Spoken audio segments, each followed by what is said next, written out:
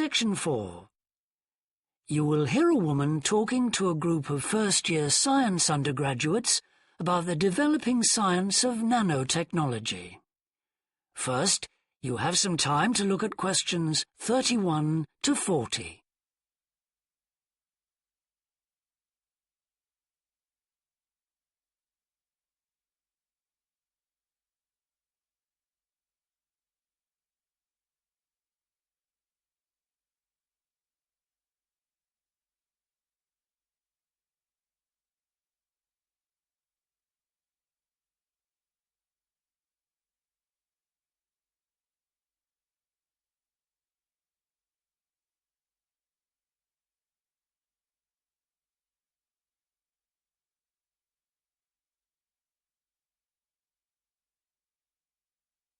Now listen carefully and answer questions 31 to 40.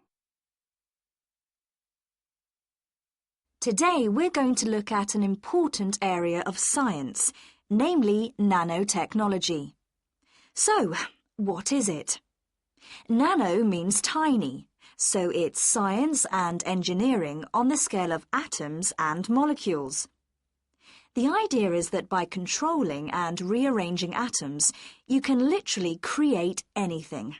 However, as we'll see, the science of the small has some big implications, affecting us in many ways.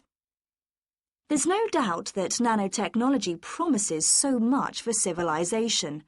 However, all new technologies have their teething problems. And with nanotechnology, society often gets the wrong idea about its capabilities. Numerous science fiction books and movies have raised people's fears about nanotechnology, with scenarios such as inserting little nano-robots into your body that monitor everything you do without you realizing it, or self-replicating nano-robots that eventually take over the world. So, how do we safeguard such a potentially powerful technology? Some scientists recommend that nanoparticles be treated as new chemicals, with separate safety tests and clear labelling. They believe that greater care should also be taken with nanoparticles in laboratories and factories. Others have called for a withdrawal of new nanoproducts, such as cosmetics, and a temporary halt to many kinds of nanotech research. But as far as I'm concerned, there's a need to plough ahead with the discoveries and applications of nanotechnology. I really believe that most scientists would welcome a way to guard against unethical uses of such technology. We can't go around thinking that all innovation is bad, all advancement is bad. As with the debate about any new technology, it is how you use it that's important. So, let's look at some of its possible uses.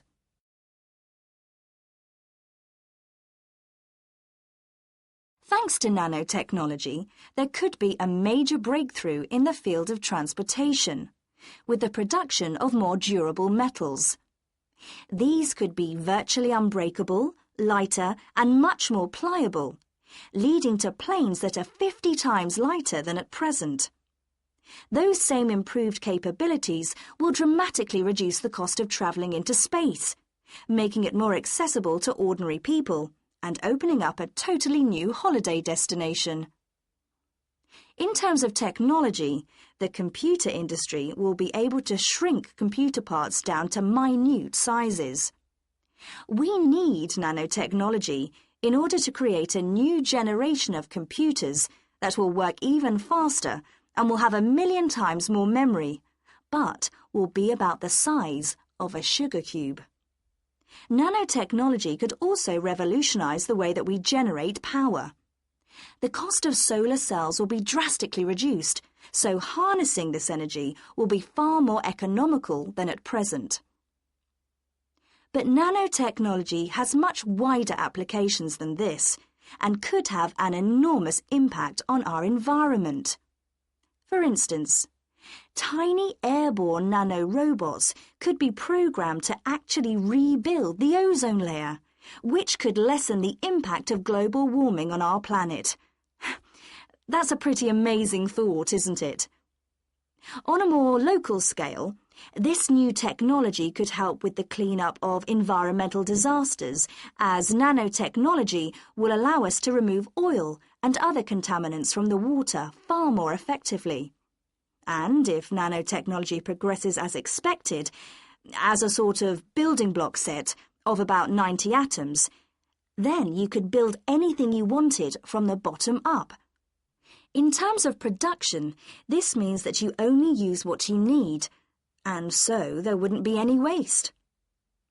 The notion that you could create anything at all has major implications for our health. It means that we'll eventually be able to replicate anything. This would have a phenomenal effect on our society. In time, it could even lead to the eradication of famine through the introduction of machines that produce food to feed the hungry.